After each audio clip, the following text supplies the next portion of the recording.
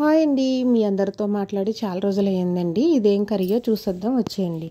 ఈ కర్రీ వచ్చేసి పప్పు వేసానండి. కందిపప్పు కుక్కర్లో పెట్టేసాను. కడిగేసి నీళ్ళు వేసేసి 3 విజిల్లు అయితే వేయించేద్దాం. అదేనండి చింత చిగురు పప్పు. చింత చిగురు వండుకుంటే చాలా బాగుంటుంది కదండి. నేనైతే ఈ చింత చిగురిని హైదరాబాద్ నుంచి తెచ్చుకున్నానండి. అసలు ఇక్కడే ఉంటుంది కానీ మనకి తక్కువ దొరుకుతుంది. హైదరాబాద్ మార్కెట్ నిండా చింత చిగురే ఉందండి. ఇక్కడి నుంచి వెళ్ళిందేనంట. మా వారు తెమ్మంటే తేరు, అందుకని చెప్పేసి నేను అక్కడి నుంచి తెచ్చుకున్నాను చింత చిగురు. ఇదిగోనండి పప్పు అయితే కరెక్ట్గా ఉడికిందండి. బాగా మెత్తగా అవ్వలేదు, అలా అని పలుకులేదు. ఇప్పుడైతే చింత చిగురు వేసేద్దాం. శుభ్రంగా కాళ్ళన్నీ బాగు చేసేసుకున్నానండి.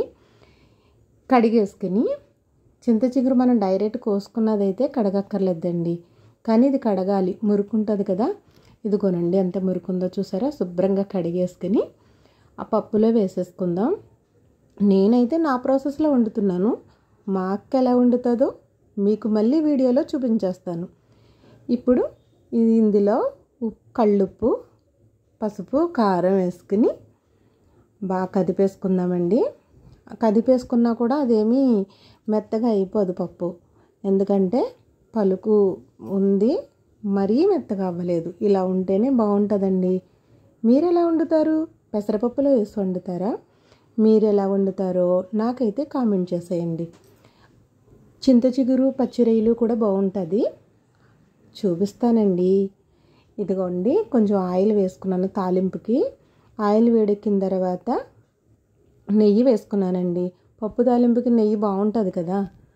నెయ్యి వేసి కొన్ని వెల్లుల్లిపాయలు వేసి వేపేసుకుని ఎండుమిరపకాయ, ఆవాలు, జీలకర్ర, కరివేపాకు వేసి తాలింపుకి అయితే రెడీ చేసేసుకుంటున్నాను.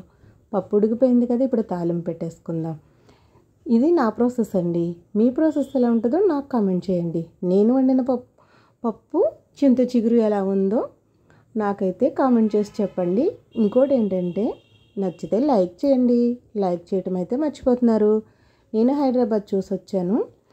హైదరాబాద్లో మ్యూజియం, చార్మినార్, ఇంకా దేవాలయాలు అన్నీ చూసి వచ్చాను. ఆ దేవాలయాలు కూడా ఈ పేర్లు చెప్పనండి, వీడియోలో పెడతాను. నా ఛానల్ అయితే చూసుకుంటూ ఉండండి. ఇప్పుడైతే పప్పు చింత చిగురు రెడీ అయిపోయిందండి. ఇది వేడివేడి అన్నంలో కాస్త నెయ్యి వేసి పిల్లలకి పెట్టిన, పెద్దవాళ్ళకైనా లొట్టలు వేసుకుంటూ తింటారు. మీరు ఇలా రెడీ చేసేయండి. ఓకే ఫ్రెండ్స్, మీకు నచ్చితే లైక్ చేయండి. బాయ్ అండి.